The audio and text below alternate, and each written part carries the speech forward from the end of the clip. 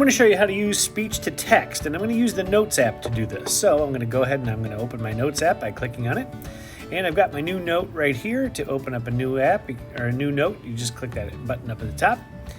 And your first line is a title.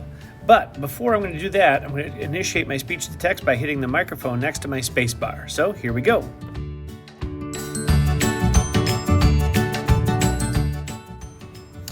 A quick note here. You can't use screen recording while you're doing speech to text. So what you're about to see is me doing a screen recording, but you won't be able to hear me doing the screen recording because I was doing speech to text at the same time. I apologize.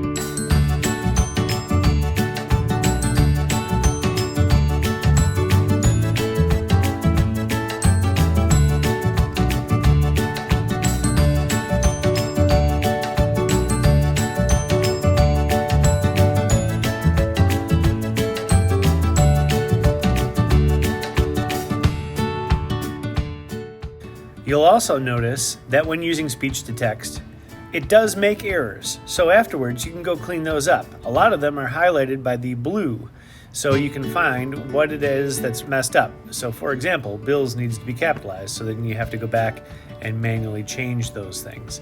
And wide right should be wide right, not wide rate. So it's a good lesson in proofreading to make sure that you go, after you do your speech to text, and clean up anything that you missed.